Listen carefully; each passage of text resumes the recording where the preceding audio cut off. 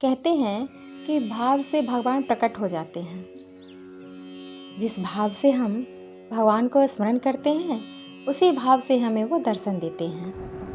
भक्तों, नाम जप की महिमा के बारे में बताते हैं कि भाव या कुभाव से भी अगर हम नाम जप करते हैं, जिह्वा पे ऑलवेज भगवान नाम रहता है, जप रहता है, हरे कृष्णा हरे रामा महामंत्र रहता है, तो कहते हैं कि भगवान की भक्ति बहुत जल्दी मिल जाती है।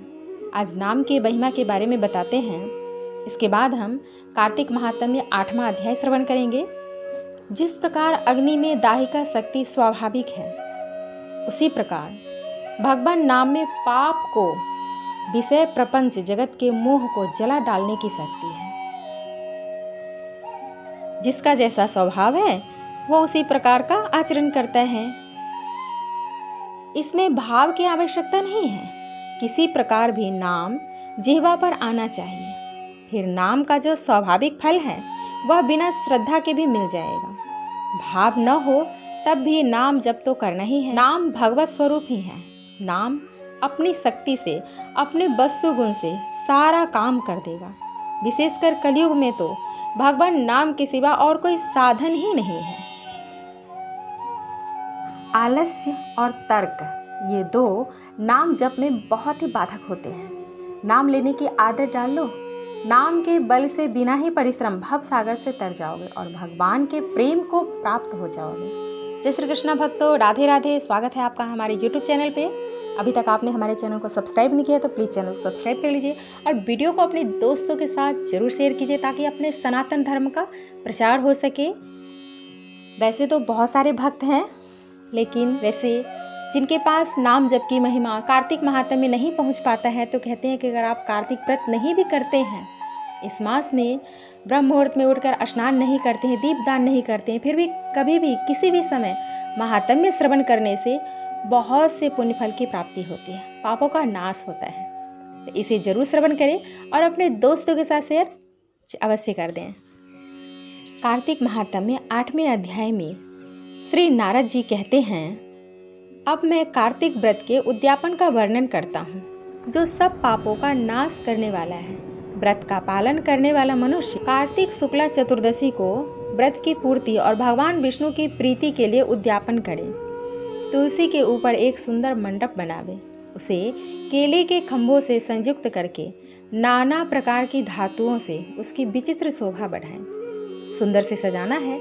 मंडप के चारों ओर दीपकों की श्रेणी सुंदर ढंग से सजाकर रखें। उस मंडप में सुंदर बंधनवारों से सुशोभित 4 दरवाजे बनावे और उन्हें फूलों से तथा चवर से सुसज्जित करें। द्वारों पर पृथक पृथक मिट्टी के द्वारपाल बनाकर उनकी पूजा करें। उनके नाम इस प्रकार हैं: जय, विजय, चंड, प्रचंड, नंद, सुनंद, कुमुद और कुमुदाक्ष। उन्हें चारों दरवाजों पर 2-2 के क्रम से स्थापित कर भक्ति पूर्वक पूजन करें। तुलसी की जड़ के समीप 4 रंगों से सुशोभित सर्वतोभद्र मंडल बनावे और उसके ऊपर पूर्ण पत्र तथा पंचरत्न से संयुक्त कलश की स्थापना करें।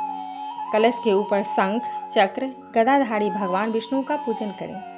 भक्ति पूर्वक उस तिथि में उपवास करें तथा रात्रि में गीत, वाद्य, कीर्तन आदि मंगल आयोजनों के साथ जागरण करें। जो भगवान विष्णु के लिए जागरण करते हैं, संयम भक्ति पूर्वक भगवत संबंधी पदों का गान करते हैं, वे सैकड़ों जन्मों की पाप राशि से मुक्त हो जाते हैं। जो मनुष्य भगवान के निमित्त जागरण करके रात्रि भर भगवान का कीर्तन करते हैं, उनको असंख्य गोदान का फल मिलता है। जो भी मनुष्य भगवान की मूर्ति के सामने नृत्य गान करते हैं, उनके अनेक जन्मों के एकत्रित पाप नष्ट हो जाते हैं।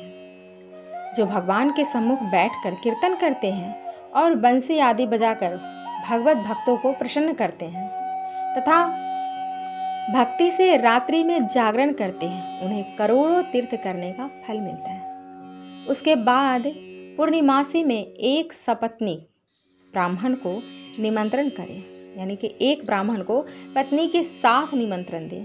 प्रातः काल स्नान और देव पूजन करके वेदी पर अग्नि की स्थापना करें और भगवान की प्रीति के लिए तिल और खीर की आहुति दें। होम की शेष विधि पूरी करके भक्ति पूर्वक ब्राह्मणों का पूजन करें और उन्हें यथाशक्ति दक्षिणा दें। फिर उनसे इस प्रकार क्षमा प्रार्थना करें, आप सब लोगों की अनुकंपा से मुझ पर भगवान सदैव प्रसन्न रहें। इस व्रत को करने से मेरे 7 जन्मों के किए हुए पाप नष्ट हो जाएं और मेरी संतान चिरंजीवी हो। इस पूजा के द्वारा मेरी सभी मनोकामनाएं पूर्ण हो।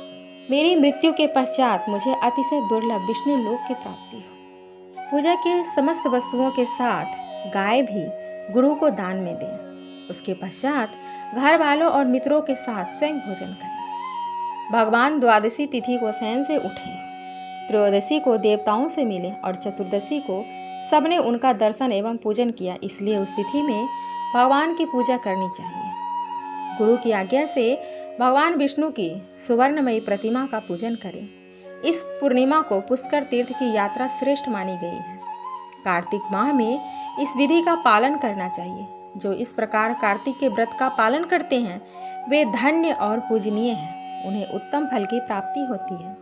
जो भगवान विष्णु की भक्ति में तत्पर हो कार्तिक में व्रत का पालन करते हैं, उनके शरीर में स्थित सभी पाप तत्काल नष्ट हो जाते हैं। जो श्रद्धा पूर्वक कार्तिक के उद्यापन का महात्म्य सुनता है या सुनाता है, वह भगवान विष्णु का सायुज्य प्राप्त कर। बोलिए प्रेम से वृंदावन बिहारी लाल की जय हो। श्री युगल जोड़ी सरकार की जय हो। मिलते हैं नेक्स्ट वीडियो में, तब तक के लिए जय श्री कृष्णा, राधे राधे। वीडियो को अपने दोस्तों के साथ जरूर शेयर कीजिएगा।